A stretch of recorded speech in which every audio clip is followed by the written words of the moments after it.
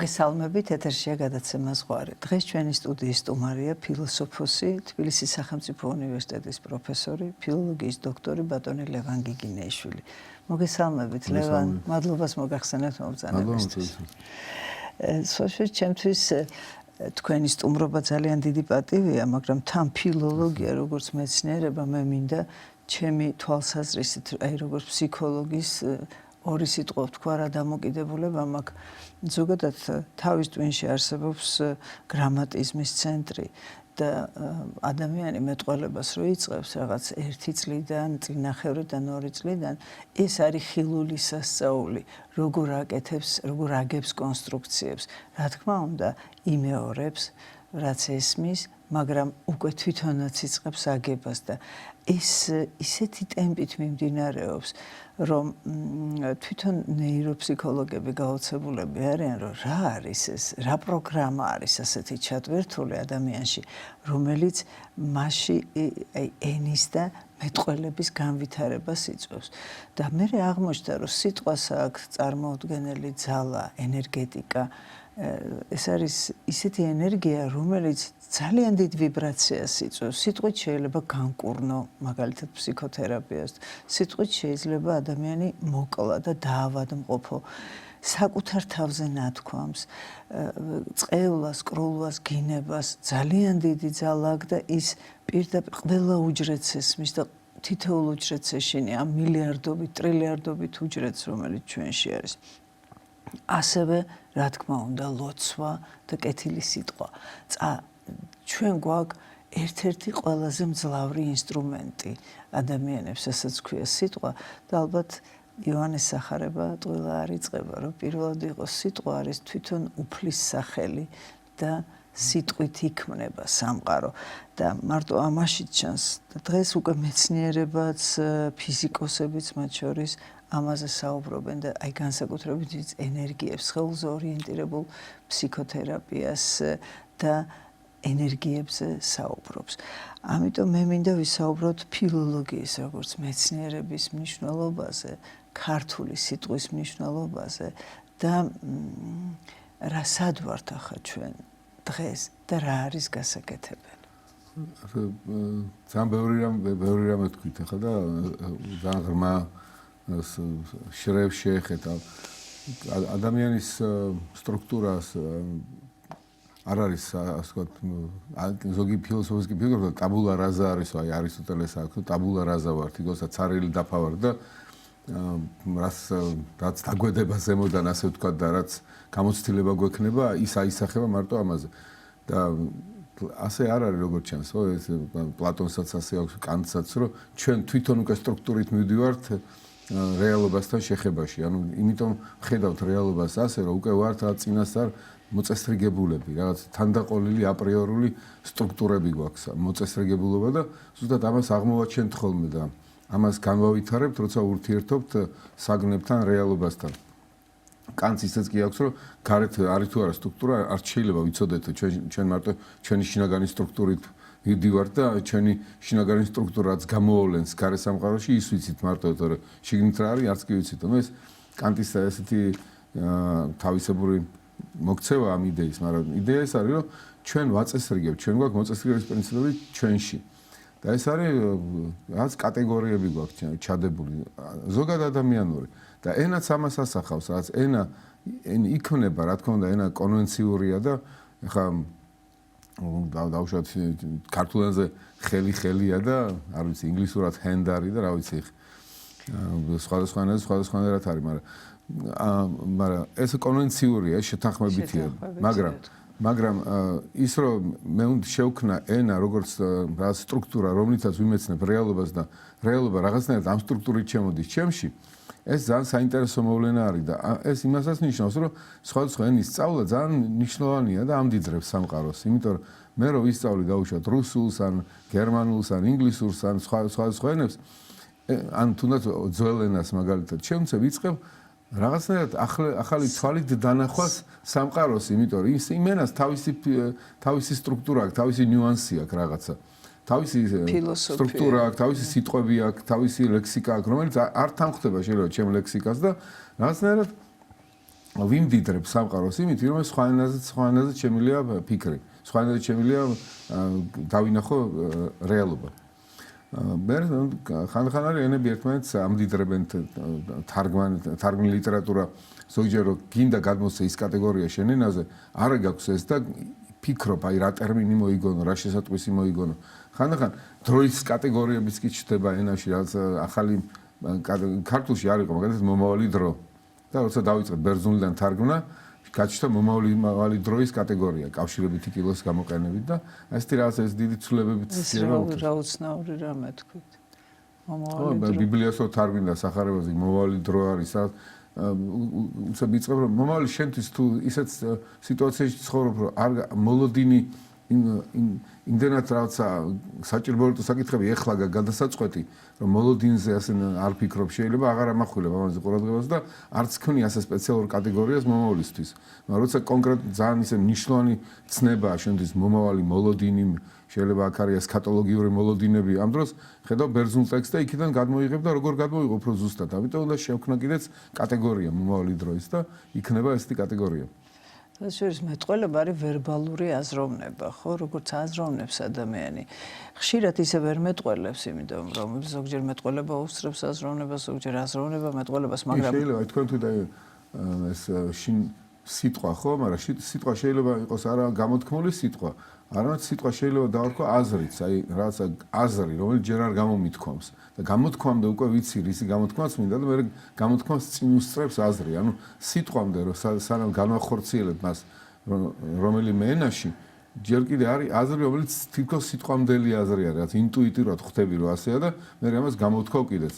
აი სტოიკოს ფილოსოფოსს ვთქვათ ლოგოს ენდიათეტოს, ანუ ჩვენში მდებარე სიტყვა და ლოგოს პროფორიკოს გამოთქმული სიტყვა. თქოს აი სიტყვა რომელიც ჩვენში არის, ჯერ კიდე აზრი არის, ასე ვთქვათ და არ გამოთქმულად. რომ გამოითქმება, მას შეიძლება ენით გამოთქმა, ასე ვთქვათ.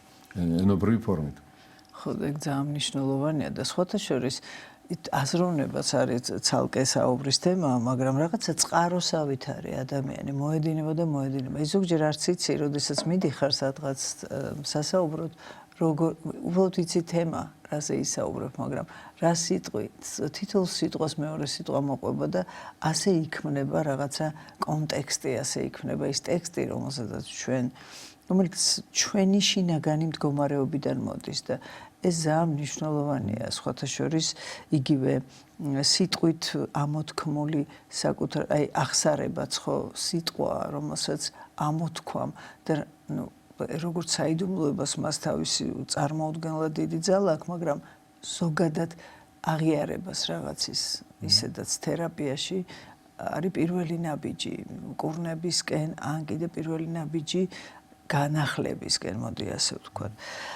საქართველოს ქართველები ჩვენ ძალიან მდიდრები ვართ ჩვენი ლიტერატურით, ჩვენი ენით, დამწერლობით, ხანდახან ვფიქრობ, იგივე სამი ქართული ენით, ქართული სამებით, იგივე სამი დამწერლობით, რომელიც გვაქვს, ჩვენ გვესმის მეოთხე საუკუნის ტექსტი. რაც არ უნდა უცნაურად ჟღერდეს, თითქმის არც სომხებს, არც ბერძნებს, არც ბევრ სხვა ერებს თავეთი ძველი ტექსტები არ ესმით. ჩვენ მეტნაკლებად გვესმის ერთი-ორი სიტყვა შეიძლება იყოს, რომელსაც ლექსიკონი დაჭირდეს და კონტექსტიდან მაინც ხვდებით. ძალიან მნიშვნელოვანია ჩვენი აგეოგრაფია და მისი სწავლება. და აი თქვენ რას ფიქრობთ, რას იტყვით აგეოგრაფიაზე, მის მნიშვნელობაზე დღეს 21 საუკუნეში, როდესაც დევალვაციის ხანა არის ღირებულებათა ხშირ შემთხვევაში ახალგაზრდებს აბსოლუტურად სხვა ღირებულებები აქვს. როგორ უნდა მოხდეს ამის მიწოდება, ამის სწავლება ისე, რომ გაითავისოს და ეს მისთვის ცოცხალი გახდეს. არ არის ადვილი ხო მართლა დაინტერესო ასეთი ძველი ტექსტებით, რომელიც კი ესმით ქართულ მოსწავლეებს ეს ენა, ну რა თქმა უნდა პატარა ლექსიკონი ჭირდება იქ სიტყვების გაგების. დაუშვათ ხანდახან სიტყვები იცვლიან მნიშვნელობას. მედგარი ხა კარგს ნიშნავს, ხო, ვინც მედგრად დახვდება მტრის რიცხვა მუქარას, მაგრამ ძველ ქართულად მედგარი ნიშნავდა ზარმაცს, რომელიც დგას და არ მუშაობს და ამიტომ ესეთი სიტყვები უნდა თუ არ განუმარტე ადამიანს, ვერ მიხვდება რა არის ხო არასწორ დასკვნას გამოიტანს მონავ მედგარო არ არის აქ კომპლიმენტი არის ზარმაცო მსახურო ასე ვთქვათ და მაგრამ ნუ ჭირდება ამიტომ არა მარტო ამ ენას არამედ თვითონ ცნებით კატეგორიებს ჰაგიოგრაფიული ლიტერატურის რაღაცნაირად მიწოდება ბავშვებთან რომ რა არის ჟანრი რა სპეციფიკა აქვს ამ ჟანრს რომ ეს დიდაქტიკური ჟანრი არის სახარება მაგალითად არ არის ჰაგიოგრაფიული ჟანრის იმიტომ სახარება როგორ თქვა უფრო ისეთი აი დაუთავებელი სტიქიით მოდის სახარება რაღაცნაირად სახარებაში არ არის შეფასებითი მსჯელობებს შენ ვერ ნახავ ისა რაღაცა შთაგონების როგორ თქვა მუხტის სახარებაში მეტი არის ვიდრე ჰაგიოგრაფიაში სახარება უფრო ამოგაგდებს კალაპოტიდან ასე ვთქვათ ისეთ ტექსტია რა ჩაგაგდებს რაღაც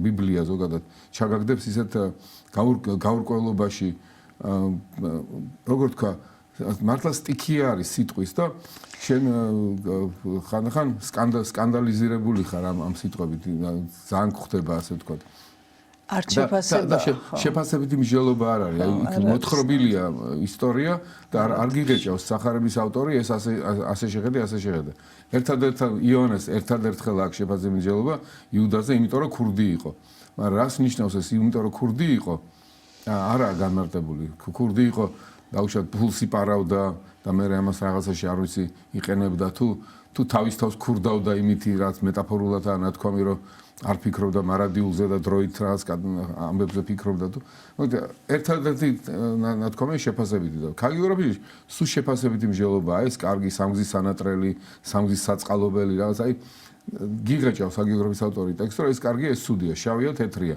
აი ესეთი ოპოზიციები აქვს რაღაცა ამარტივებს რაღაცა სამყაროს სურათს ჰაგიოგრაფია ამიტომ ჰაგიოგრაფიაში რო კითხულობ უნდა უთხრა ბავშვებს იცი რა ბევრი რაღაც ეს ჟანრის სპეციფიკა რა თქმა უნდა ეს თავარი მიზანი ჰაგიოგრაფიის არის განახოს წმინდანის გმირობა და მისი მაგალითი მისი ცხოვრების და ამას გაუსვას ხაზი რიტორიკულად წარმოაჩინოს ეს რაღაცა თავისი ეს ეფექტური და ისტორიები მოყვას ისეთი ამ წმინდანზე რომ შენს ადამიანსაც აი მორწმუნეს გაუჩნდეს მიბაძვის სურვილი შთაგონდეს ამითი მაგრამ ამავე დროს საჭიროა იფიქრო რომ ეს ჰაგიოგრაფია ავტორი რაღაცებს გადმოსცემს თავის და უნებლიეთ ისტორიულ რაღაც ვითარებებს სიტუაციებს მაგალითად აი შუშანიკს რო კითხულობ უცებ იგებ რომ ოდეს ყოფილ არ საქამონდა დედათან მამათან ერთად ეჭამა პური უცებ ვიგებთ რაღაცას რომ ეს შუშანიკი მიხვდა რაღაცა შეცვალეს წესი ანუ აქამდე ქალები და კაცები ერთად არ ჯდებოდნენ ეხლა კიდე ერთად დაждდნენ ჯოჯიკის ცოლის დასვეს რატომ ესე იგი რაღაცა ხდება რაღაცა მომენტია ესე იგი ეს უბრალოდ ჭამა არ არის ეს უბრალოდ ღვინის სმა არ არის ეს არის რაღაცნაირად რომ შემირიგონმე და კონფორმისტი გამხადონ ანუ რაღაცნაირად რიტუალური ჭამა არის თითქოს რიტუალური არის თითქოს რაღაცა ანტიზიარება არის რომ მაზიარონ თავის ამ ცუდ საქმეს და ამიტომ არის რომ ღვინოს მაძლევენ ახლა და რაღაცნაირად შერიგების სიმბოლოა ჩემი ამას თუ დავლა ანუ ვერ რაღაც იღებ ეთნოგრაფიული ფაქტი რომ ქალები და კაცები ერთად არ ჯდებოდნენ და შუშანიკის რეაქციასაც იგებ ამ შემთხვევაში და ფიქრობ რომ აი შუშანიკი კარგად მიხვდა იმას რა იყო სინამდვილეში ეს სადილი ერთად მაგრამ ბევრი ეგეთი მომენტები ისტორიული ფაქტების ჟურნალს მე ჰაგიოგრაფიის მთავარი მიზანი არ არის გადმოსცეს ისტორიული ფაქტები მაგრამ ისტორიას ჟურნალს აქედან ბევრი რაღაცა ისტორიული ფაქტი შეიძლება გაიგო ჰაგიოგრაფიული ნაწარმოებიდან მაგალითად აი იგივე აშოტ კურაპალატია ხო არის იმპერატორის ბიზანტიის იმპერატორის კარზე მიღებული კაცი ამიტომ მისი პალატის წევრი ასე ვთქვათ ხო მაგრამ ამავე დროს როგორ გავლენას განიცდის თბილისიდან ამირასგან სამჯერ დაანიშნა ამირამ ის ცქირი ეპისკოპოსის კათედრაზე რომელიც როგორც ჩანს მისი კაცი იყო ეს თბილისში იყო გაზრდილი დიაკონობას აშინაო და ეს ამირას კაცი იყო რა და უნდა და კონტროლი ეტყობა რაღაცნაირად იმ რეგიონის დაანიშნა სამჯერ აშოტ კურაპალატს ცქირი ამ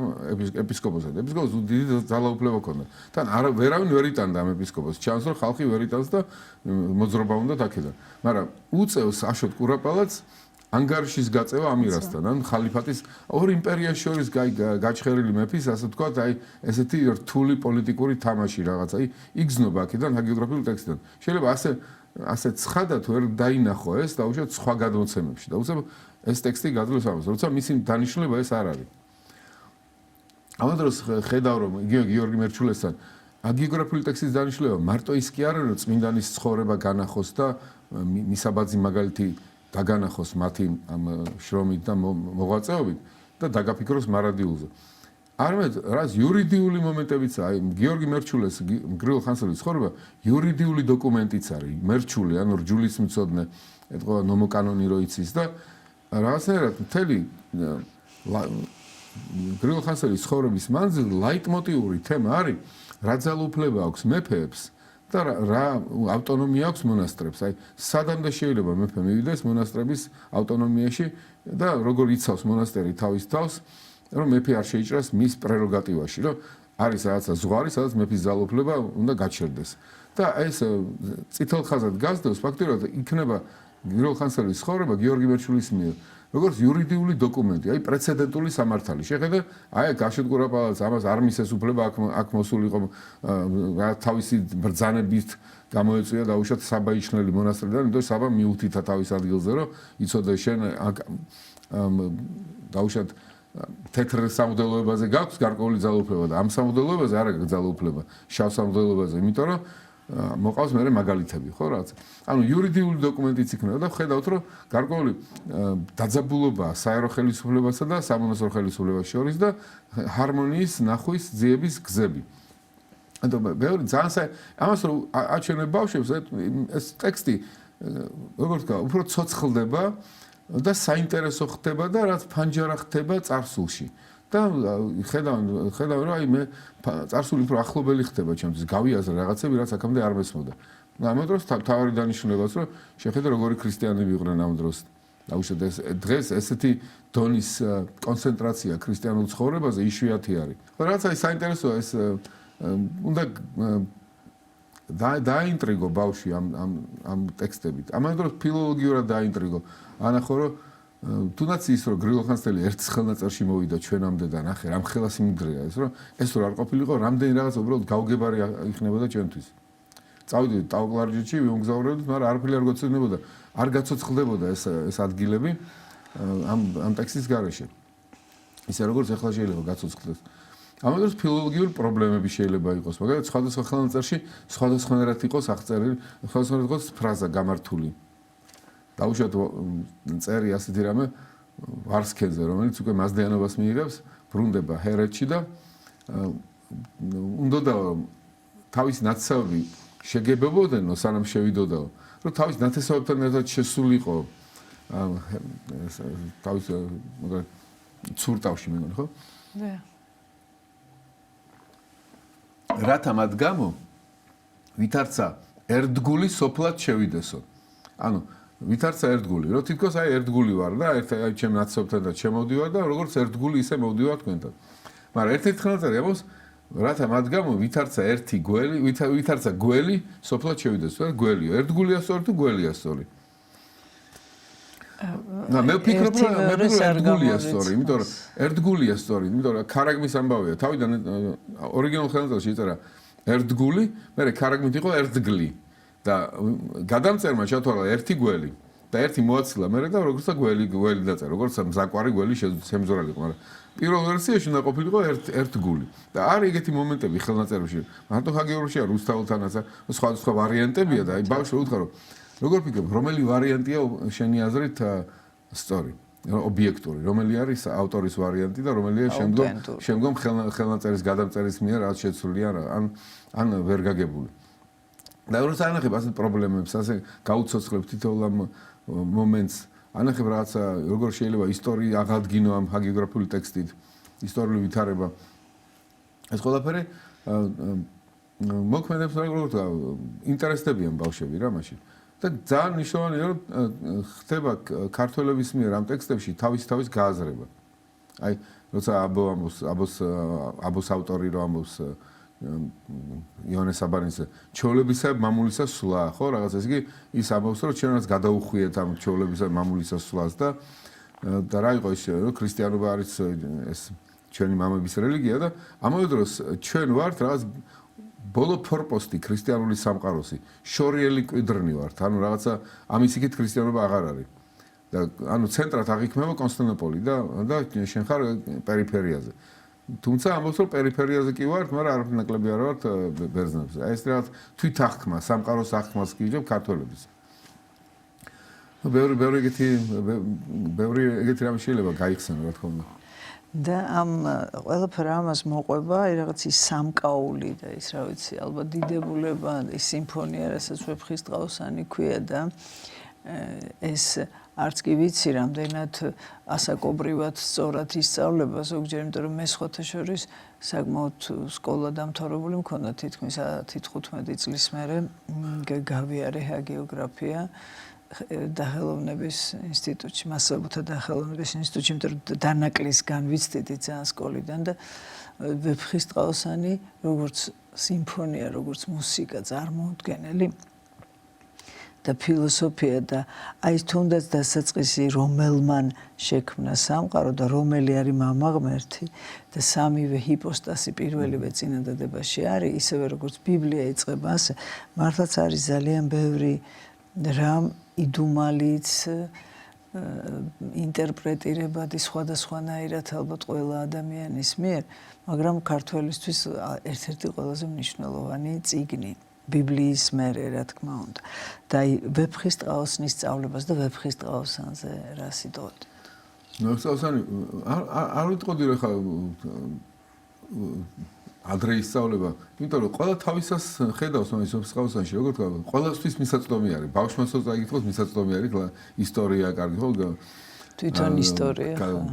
გათავისუფლება დაბატიმრებული და პრინცესის ასე ვთქვა და სამი გმირი და ბოროტძალებს ამარცხებენ მეგობრობაზე. ყველა თავის დონეზე იგებს რაღაცას, ბავშვის გაიგებს თავის დონეზე. რა თქმა უნდა, ულევი აღმოჩენის წყარო არის ვეფხისტყაოსანი.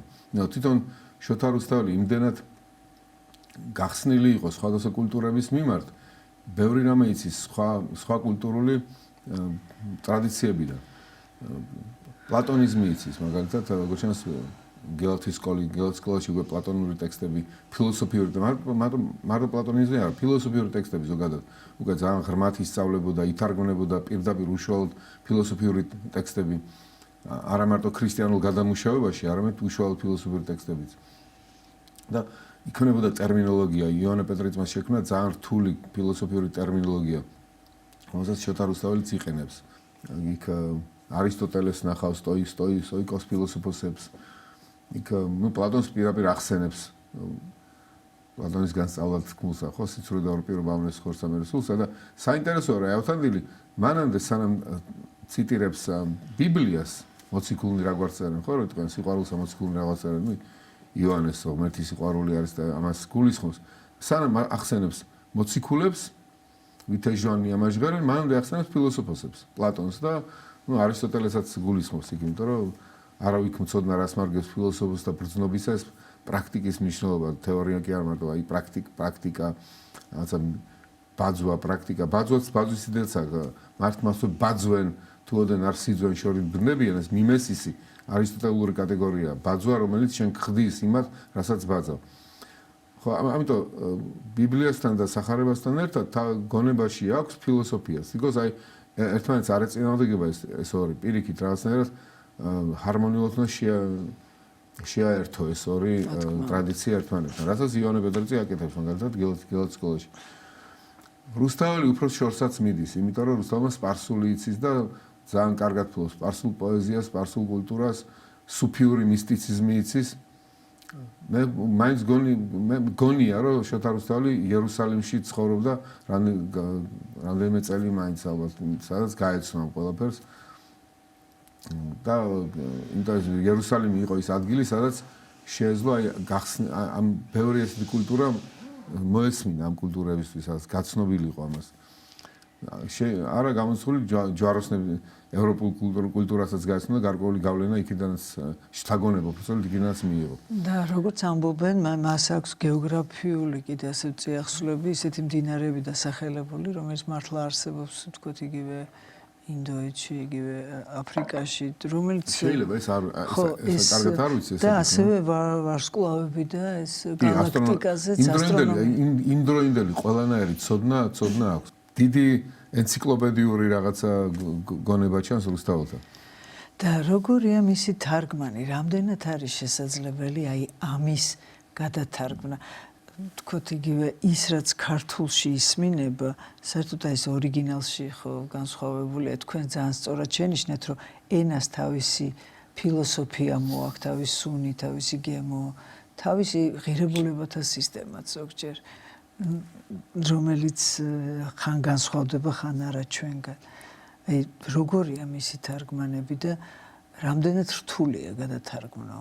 ნუ ყველა თარგმანი რთულია, ხა ეგეთი გაგებაა, რომ პროზას რო თარგმნიო, ასე ვთქვათ, მონახარო ავტორისო, ვისაც თარგმნიო და პოეზიას რო თარგმნიო, მეტო ქეხარო. ანუ პოეზიაში შენ თუნდაც პოეტი უნდა იყო, რომ შეემეტოქო რაღაცნაირად გადმოსცე ისეთივე, ნუ მსგავსი შთაგონებით ის რაც დაინახე ორიგინალში.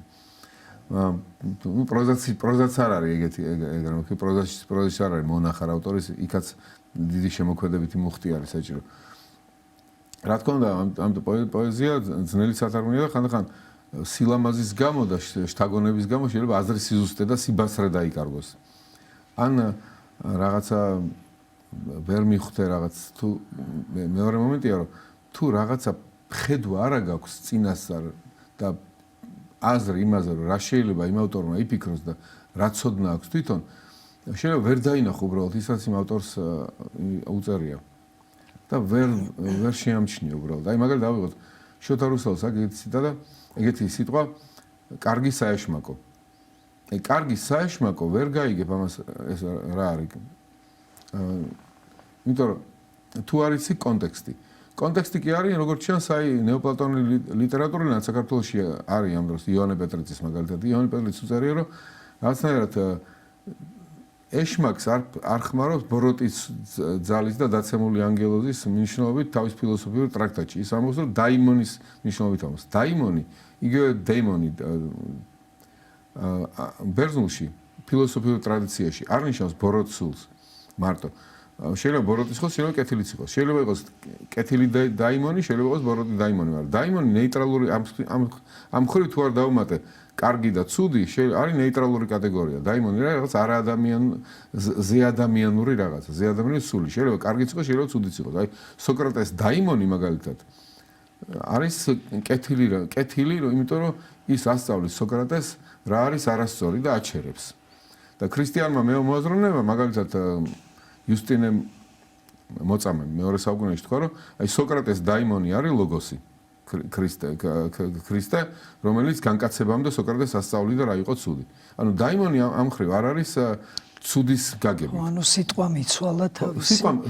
სიტყვა მე იცვალა გაგება და რუსთაველი ხედავს, რომ ფილოსოფიურ კატეგორიებში ეს დაიმონი არ გამოიყენება ბოროტის მნიშვნელობით და ამ შემთხვევაში კარგი საეშმაკო არის მისთვის თარგმანი ევდაიმონია, რაცა ბედნიერება. კარგი საეშმაკო არის ბედნიერება. და ამას ეუბნება ავთანელი ტარიელს, რომ ბედნიერება თუ გინდა უნდა გადაიტანო ჭირიო. უბოროტო ვისასმია, რაცა კარგი საეშმაკო. კარგი საეშმაკო თუ გინდა, ანუ ბედნიერებაა, ევდაიმონია, მაგრამ ბოროტებები უნდა გადაიტანო. ანუ შენ ცხოვრებაში ეს ჭირი მოგხვდება, ვარდი უეკლოთ, არავის არ მოუკრებიაო. ამიტომ ევდაიმონია, კარგი საეშმაკო, ბედნიერება თუ გინდაო, ეს ყველაფერი გადასატანი გაქვსო. და ამას თუ არ იცი კონტექსტი ამისი ვერ გაიგებს საერთოდ რა არის კარგი საეშმაკო. ნამდვილად ახლა მე პირველად გავიგე ეგ და სხვა შორის რაღაცებს მივხვდი. ბერძნული ევ არის კარგი, დაიმონია დაიმონ ეს დაიმონი ხო? კარგი დაიმონი. ანუ ბედნიერი ან ეტიმოლოგიურად ალბათ ასე იყო, რომ პირველი სიტყვა რო შეიქმნა ევდაიმონი არისტოტელესთანაც ეგა ევდაიმონი არის ბედნიერება. ევდაიმონური მორალი ეგ არის, რომ შენ მორალური თუ ხარ, ბედნიერდები კიდეც ამ მორალური საქციელებით, ხო, რაღაცა თუ ჩვევა გაქვს მორალური ჩვევები თუ განივითარე, შენ გახდები ბედნიერი, ევდაიმონური ასე ვთქვათ. მაგრამ აქვე მე ჩემგან დავამატებ, რომ ალბათ მსმენელის მაყურებლისთვის ეს არ იყოს ეს ქრისტიანობაში ეშმაკი და ბოროტება არის ბოროტება და იქ ცუდი და კარგი ალბათ ქრისტიანულ ლიტერატურაში სუბტად მარტო რუსთაველი ცulis სემანტიკას და გამოდის როგორც პეტრიცია კეთებს რომ იგი ეშმაკებრიული სულნი ამბობს ხო პროკლეს თარგმნისაც და ეშმაკი დაიმონიოს არ ნიშნავს ამ შემთხვევაში ბოროტ სულს ამ კონტექსტში ნიშნავს რომ რა ზეადამიანური სული რაღაცა რომელიც თავის ფუნქცია აქვს სამყაროში და რომელიც აწესირგებს სამყაროს და პეტრიცი ამას უწოდებს ასე ეშმაკებრიული რომელიც კეთილი წყაროდანაა და არის კეთილი ამბობს ამ პეტრიცი არის კეთილი წყაროდან და კეთილი. ანუ ეს არ გულისხმობს დაცემულ ანგელოზს ამ შემთხვევაში. გულისხმობს აი ფილოსოფიურ ენაში დაიმონს ეს მნიშვნელობა აქვს და დაიმონს თარგმნის პეტრიცი ეშმაკ და რუსთაველის თარგმნის კარგი საეშმაკო ევდაიმონია.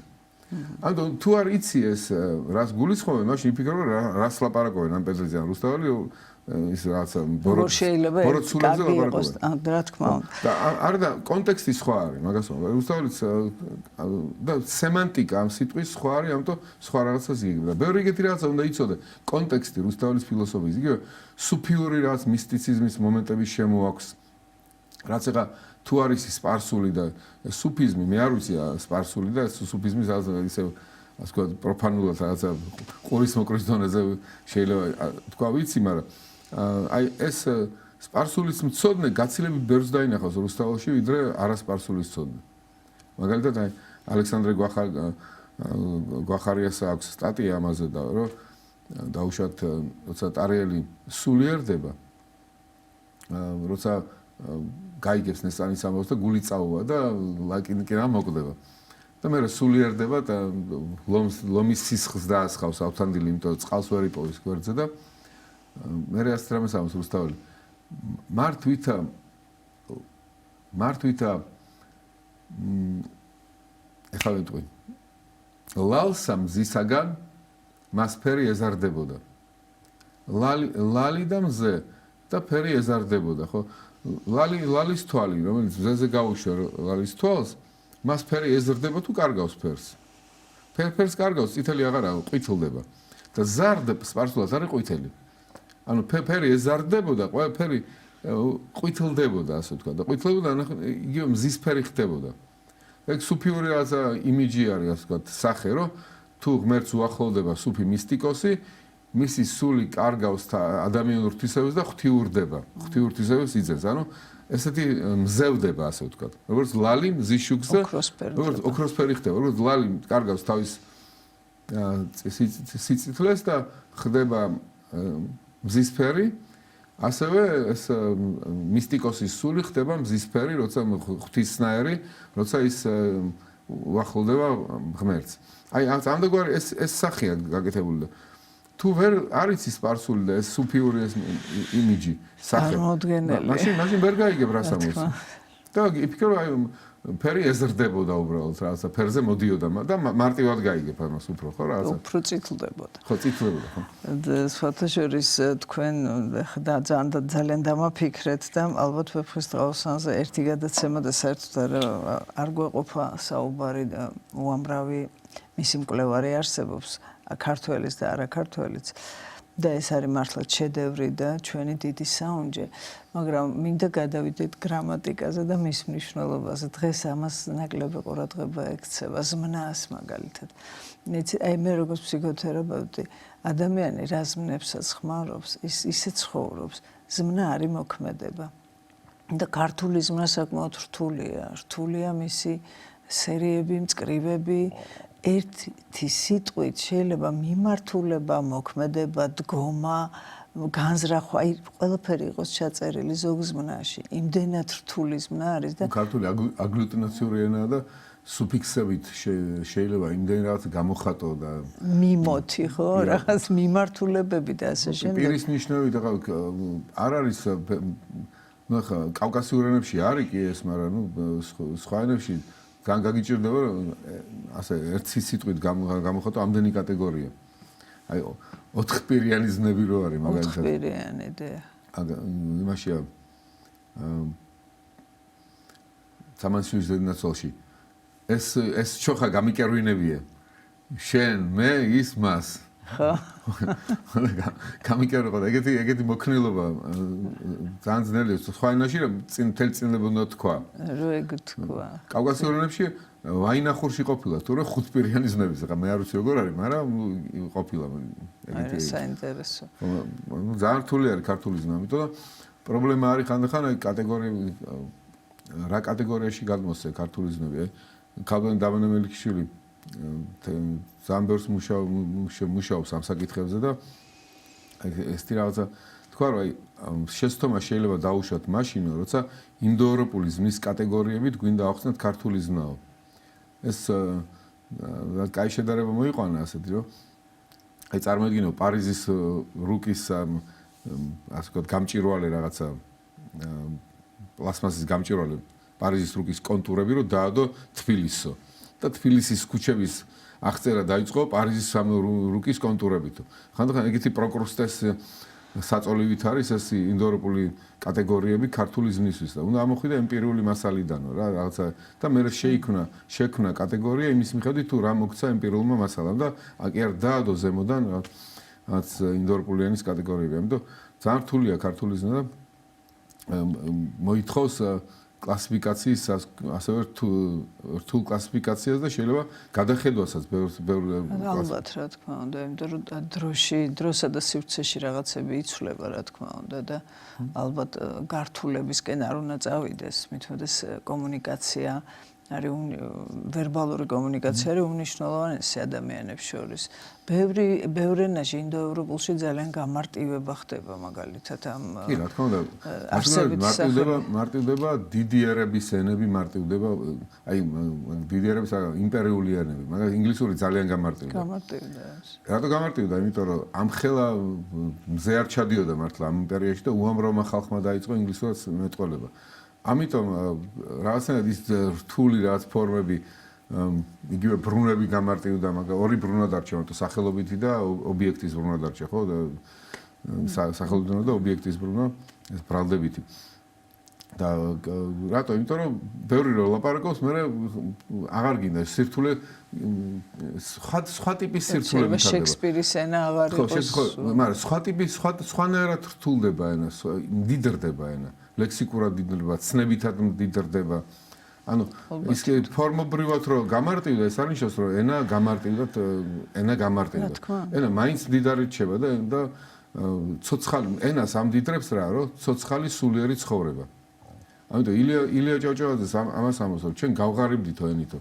აი კი ძალიან დიდი საქმე გააკეთეს შუა საუკუნეებში ქართველებმა გელათის სკოლამ განსაკუთრებით, ხო იგი?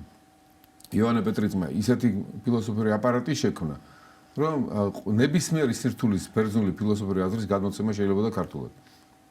ენა ენისად გამეწყო ამბობს და მე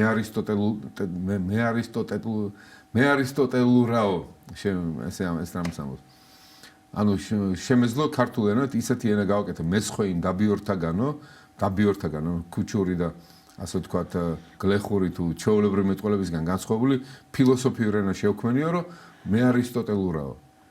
და აი ეს გააკეთეს ქართველებმა, მაგრამ ეს მუდმივი პროცესია. თუ სულ არ ამდიდრებ ენას, ის დეგრადაციას განიცდის. იმიტომ ცოცხალია და მუდამ შემოდის. ამიტომ იყო რომ ილია მოვიდა, ილია ახალი ივანე პეტრიცი იყო, ფაქტი ახალი ენობრივი რეფორმატორი, რომ თქვა რომ აი ჩვენ უნდა დავიწყოთ ახალი დროის შესაბამისი სულიერი ცხოვრება, ამიტომ უნდა შევქმნათ ის ქართული ენა, რომლითაც აი ნებისმიერი თანამედროვე გამოწვევების პასუხი გვექნება. მაგალითად ამბობს ილიას თრამეს, რომ აი ახლა მოვიდა ერთი ჰოლანდიელი კაციო, კახეთშიო და გვეუბნება გლეხებო, მე შევისყიდი თქვენგან ღვინოსო. აი თქვენ მომეცით და ამდენ პულს გარანტირებულად მოგცემთ ხოლმეო და თქვენ კი არ გაგვი, მაგრამ თქვენ გექნებათ ვალდებულება რომ მარტო მე მოვყიდოთ და სხვას არ მოვყიდოთო ამ ფასადო. რა გინდაო? გარანტირებული გექნებათო და მოგებათ საკჭებოთო, იმიტომ ასე ვერ ყიდით ხოლმეო, ხო? და თითქოს კაი წინადება გვითხრა, მაგრამ მეორე მხრივ რაღაცა პრობლემები არის ამასთან და ილია მოსრო. აი ჩვენო ენა არა გვაქვს, რომ ეს საკითხი განვიხილოთო. ანუ პოლიტიკური ეკონომიკის ენა არა გვაქვსო ქართულზეო და აი ეს უნდა შევქნათო, ის ცნებითი კატეგორიებიც არა გვაქვსო, რამაზე დავფიქრდეთ და გავიაზროთო. ვერ ვიაზრებთ, იმიტომ რომ ტერმინები არა გვაქვსო. აი ილია მართლა ძალიან დიდ საქმეს აკეთებს და ტერმინებით შექმნას და საქართველოს ქართული სულიერი ცხოვრება დაუახლოს ევროპულს და რუსულს მაშინაც ხო რუსული და რუსულის გავლით იყო ევროპული კულტურა ბევრწილად ჩვენთან შემოსული მაშინ და რუსული განვითარებული ენა იყო ჩვენ იმ პერიოდში ქართულზე მეტად შეიძლება აი ამ საკითხებში. რა თქმა უნდა ამიტომ ქართველებიც ცდილობდნენ რომ აეწიათ ქართული ენის დონე იქამდე რომ შენენაზე შეგრძლებოდა ეს ყველაფერი და მოახერხეს კიდე სერგალოევმა დაიწყეს ეს საქმე და მე დააგვიგროვნა ეს საქმე საქართველოს უნივერსიტეტის შექმნამ. რა თქმა უნდა და არაჩვეულებრივად არის ქართული გაწყობილი დღეს მეცნიერება არ არის სადაც ქართულად არ შეგიძლია რომ ამ თემაზე ისაუბრო. მაგრამ ისე ვიტყვი რომ ეს ყველაფერი არის მზამზარეული არ არის თუ სულ არ მუშაობ ცხოვრება ისე სწრაფად მიდის წინ რომ თუ არ შექმენი შენი ტერმინები და არაუბი ხარი ამას და არ იმუშავე ამაზე ისე ძალიან მალე ჩამორჩები უფრო მალე ჩამორჩები ვიდრე აქამდე ჩამორჩებოდი. ხო, რა თქმა უნდა, არა მარტო ტერმინები, ალბათ კიდე სტრუქტურული ის მეცნიერულ წრეებთან ურთიერთობები, რომლებიც სადაც ხდება ამ ტერმინების შექმნა და განვითარება ამ აზრის კონფერენციებზე მონაწილეობა, ჟურნალების გამოცემა, აი ეს ყველაფერი ყველა დარგში უნდა ხდებოდეს და ხდება, მაგრამ შეიძლება მეტი არის საჭირო. რა თქმა უნდა, ხდება იგივე ფსიქოლოგიაში არის ჯგუფები, რომლებიც თითქმის ყველა ტერმინი არის შეჯერებული ის რაც არსებობს, ვთქვათ, ფსიქოლოგიაში, ფილოსოფიაში, როგორც თქვენ ბრძანეთ, პრაქტიკულად ყველა გასაგებია ქართულად ის სულისკვეთება რაც არის აი ფრანგულ ფილოსოფიაში ერთი მხრივ და მეორე მხრივ არის ქართულად და გამართულად მოწოდებული და ეს ჩვენი წინაპრების დიდი დამსახურება და მართლაც რომ დაგვიდეს ეს მაგალითები მოგცეს და უკვე შექმნეს კიდე ის ტერმინები კატეგორიები რომელიც დღესაც შეგვიძლია გამოვიყენოთ ხანდახან მეტი შეგვიძლია გამოვიყენოთ პეტრიძის ისეთი საინტერესო ტერმინები აქვს შექმნილი რომ შეიძლება ეხაც დაანერგო ეს ტერმინები. და ეცით არ შემიძლია არ შევახო ცოტა თქვათ დღევანდელ იგივე ალბათ მდგომარეობას იმ გაგებით რომ ჩვენი მეტყველება იმდენად გაღარიბდა ზოგ შემთხვევაში შეიძლება ეს იყოს ადამიანი რომლებიც საჯარო გამოსვლას ან რაიმე ჟურნალისტი ან რომელიმე ესეთი პროფესიის არის და გამდიდრებულია ბილდსიტყვაობით და აი ბილდსიტყვაობა რომელიც სხვათა შორის აი ფერეიდნელმა ქართველებმა გინება არ იციან სვანურში გინება მაგალითად არ იციან რაღაცა ეს თითქოს ეს გინება ეს ბილდსიტყვაობა ის რაც არის დღეს ეს როგორც ნეგატიური ენერგია აუცილებლად უკან უბრუნდება ადამიანს ბუმერანგია ეს და იგივე დედის გინებაზე რო აღარაფერი ვთქვათ წყევლა კრულვა რაც ჩვენ სოციალურ ქსელში ხდება ჩვენს გარშემო ხდება რა არის ეს რა მოვლენა არის აი თქვენ როგორც ფილოლოგი და ფილოსოფოსი ამას როგორ შეაფასებთ თუმცა ეს ყველას არ ეხება რა თქმა უნდა არ ვიცი მწერალი თუ ხშირად ხმარო შეიძლება მწერალს უნდას რაც იაფასიანი ასე ვთქვათ წარმატება უცებ რაღაცა ყვითელი ან ხო რაღაც ეგეთი მომენტები მე არის უძდელობა ეხა და სოციალური ქსელები ხანდახან სიკათეა სოციალური ქსელი იმ გაგებით რომ შეგიძლია ინფორმაცია მოიძიო და უშუალოდ ილაპარაკო დისტანციაზე ზუმით და ასე შემდეგ მე ხა ყოველკვირა მაგალითად ჩემ უნგრელ ყოფილ ხელმძღვანელთან ერთად რაც ტექსტებს მუშაობთ მაგალითად და ძალიან მოხერხებულია ეს ყველაფერი ძალიან კაია ეს კომუნიკაციის საშუალება მაგრამ როცა გაუფილტრავად ამდენი სიბინძურეც იყრება ესეც რა ვიცი ამისგან თავი უნდა მოიზღუდოს რაღაცნაირად ადამიანმა და ისე ბილდსიტყვაობა ცუდი მოვლენაა და ცუდი ჩვევაა საერთოდ ბილდსიტყვაობა თუ ადამიანი შეეჩვევა ამას როგორ თქვა აი სიგარეტის მოწევით შოასავით თუ გაუჯდა ორგანიზმში და ამ ფილსხოვის garaშე არ შეუძლია ძალიან ცუდია ეს და ამისგან გამოსავალია რომ თანდათანობით გადაეჩიოს ამას. ეს კარგი გამოწვევა ქრისტიანის ვართ. ქრისტიანი არ შეიძლება იყოს ბილწმოს სიტყვა და ასეთი ჩვევის მატარებელი. უნდა კაი თამასა არის ხო ქრისტიანი ხარ? მოდი აბა ებრძოლე ამას შენ თავში. და კაი ასკეტური შრომა არის ხო? აი ერთხელ გააკეთე მეორედ არ შეგიძლია მოდი აბა კიდე გააკეთე და მე აიყვან შენ ლაპარაკს მე ისე რომ მინიმუმად დაიყვანას თავს. არათუ ბილსიტყვაობა, განკითხვა და განსჯაც, აი თქვენ შეფასება ახსენეთ და ძალიან მენიშნა, რომ სახარებაში შეფასება არ არის, არც აღწერები არ არის, არც ინტერპრეტაცია არ არის არანაირი, ხო? არის რაღაც ნარატივში საოცრება. შენ თავის სახარება, ბიბლია შენ საგეოგრაფია შენ თავისუფალს არ გტოვებს, ასე ვთქვათ, შენ გაიძულებს ასე შეხედო, იმიტომ რომ გიღეჭავს ინფორმაცია. ბიბლია სტიქია თავისუფლების, შენ თავისუფალს ტოვებს, აბი შენ თვითონ მიხვდი რა წერია. ითანამშრომლე, იმოქმედე ამ ტექსტთან. აი რა, ეს სულიწმინდით შთაგონებული ტექსტია, ხო? შენ შთაგონდი სულიწმინდით და გაიგე რას ნიშნავს ეს ტექსტი. თუმცა უსაფრთხო არ არის ალბათ ზოგიერთი ადამიანისთვის ძალიან მნიშვნელოვანია წმინდა მამების მიერ მოწოდებული იოანე ოქროპირის თუ კი, რა თქმა უნდა, მაგრამ არც ერთი არ ზღუდავს, რა თქმა უნდა. არც ერთი წმინდა მამა არ ამოწურავს სახარების სიღრმეს. ვერ და არ, რა თქმა უნდა. ეს საოცრება და აი სახარების პატრონს და იგივე ასეთი საუნჯის ძვირფასეულობის პატრონს ალბათ ესეთი მწირი და ბილსიტყვაობა, რომელიც თვითონ ადამიანს აზიანებს, ეს არის მნიშვნელოვანი. ბილსიტყვაობა, კაცრი სიტყვები ბიბლიაშიც არის. ზოგი წინასწარმეტყველი ძალიან კაცრი და ისეთი მოურიდებელი და ისეთია. ეგ სხვა რამე ალბათ. ახლა და პირაბირ უნევიან დაუშვათ ადამიანს, ხო რა. აი სახარებაში უთხარით მაგ მელას ან იქედნეთან აშიერება, რაც იქედნა შხამიანი გველია, ხო? რაც აი ძალიან ისე კაცრი და ეს როგორ თქვა, არასასიამოვნო რაღაცას ეუნებიან. ხო, იგავური ენა არის ხშირად, იგავური ენა ხარ, მიდიხარ და გეტყვის რომ შხამიანი გველის შვილო არ არის, კაი მოსასმენი, მაგრამ გეუბნება, იმიტომ რომ ცოდებში რო ხარ და მოდიხარ აქ და რაც ფარისეულად და გონია რომ აქ რიტუალისტური განწმენდით გაიწმინდები, ეგრე არ არის, ცხოვრება უნდა გამოიცვალო.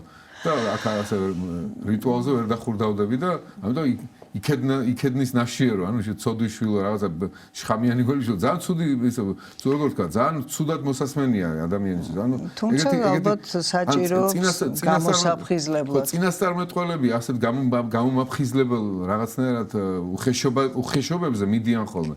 მაგრამ წინასწარმეტყველი იყო, რომ თავს ეგეთი ამის უფლება მისცემ. უფლებას აძლევდა, რა თქმა უნდა და ალბათ ამის უფლება ყველას არ გვაქვს და მით უმეტეს ადამიანს გული ატკინო ამის უფლება ნაკლებად გვაქვს. თუმცა არის ის მომენტი, როდესაც გიწევს დაიცვა შენი ღირსება, შენი სამშობლო, შენი ვთქვათ, სარწმუნოება და ამ შემთხვევაში პედაგოგიურად აკეთებ ამას და შენ ამას არ აკეთებ, როგორ თქვა, ბრაზის ვნების ქვეშ რომ დაგიბნელა თვალები, არამედ აი ამ გაბრაზებას უქვემდებარებ ლოგოსის ნათელს, მაშინ ის გაბრაზება ჩანს, რომ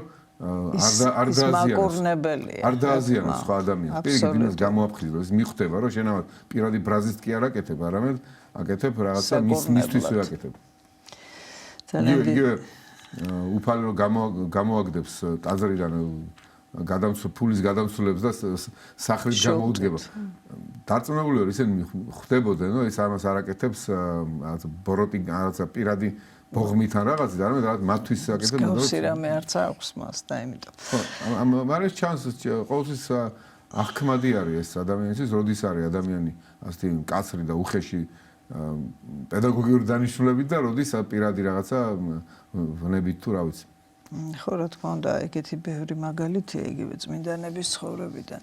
და ალბათ შორს წაგუყვანს ამაზე საუბარი. ძალიან რთულია მოწყდეს ადამიანი თქვენთან საუბარს, ძალიან საინტერესო ადამიანი ბრძანდებით განათლებული და რასთავარია კიდე ქრისტიანი, რაც ჩემთვის ძალიან საპატიოა და საპატივსაცემოა. მე იმეც ვიტოვებ, რომ ჩვენი ურთიერთობა კლავაც გაგრძელდება და კიდევ მოხვალთ ჩვენთან სტუმრად. სიამოვნებით. მეგი შეგახსენებთ, რომ დღეს ჩვენი სტუდიის სტუმარი იყო თბილისის სახელმწიფო უნივერსიტეტის პროფესორი, ფილოლოგი ბატონი ლევან გიგინეიშვილი.